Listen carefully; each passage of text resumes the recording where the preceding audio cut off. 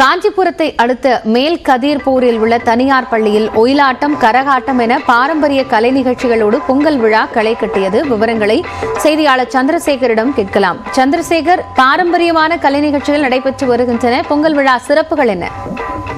நிச்சயமாக காயத்ரி, தை திருநாளாம் பொங்கல் பண்டிகை கொண்டாடிய வகையில் காஞ்சிபுரம் மாவட்டத்தில் உள்ள அரசு மற்றும் அரசு உதவி பெறும் பள்ளி மற்றும் கல்லூரிகளில் கலை நிகழ்ச்சிகளும் நடன நிகழ்ச்சிகள் உள்ளிட்ட விளையாட்டுப் போட்டிகளும் பாரம்பரியமாக நடைபெற்று வருகிறது. அந்த வகையில் காஞ்சிபுரம் மாவட்டம் மேல்கதிர்பூர் பகுதியில் உள்ள தனியார் கல்வி நிறுவன சார்பில் நடத்தப்பட்ட இன்று பொங்கல் பண்டிகையை ஒட்டி அந்த பள்ளியின் வளாகத்தில் பாரம்பரிய விளையாட்டான கோலாட்டம், ஒயிலாட்டம், சிலம்பாட்டம் உள்ளிட்ட மான் கொம்பு ஆட்டம் உள்ளிட்ட பாரம்பரிய விளையாட்டுகளும் நிகழ்ச்சிகள் நடத்தப்பட்டு வெற்றி பெற்ற மாணவிகளுக்கு பரிசுகளும் அளிக்கப்பட்ட நிலையில் இந்த நிகழ்ச்சியால் பொங்கல் பண்டிகை பள்ளி மாணவிகள் மட்டுமல்லாமல் மாணவர்களின் பெற்றோருடன் அந்த பொங்கல் பண்டிகைகள் தற்போது கோலாகலமாக கொண்டாடப்பட்டு வருகிறது.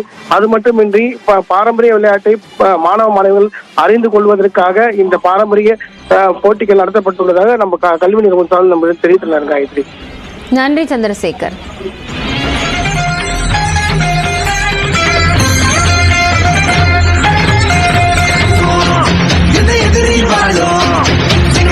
பார்த்தது கிடையாது, 1000 கை உன்னை சரிக்கும், மனசை தூக்கி நிறுத்து.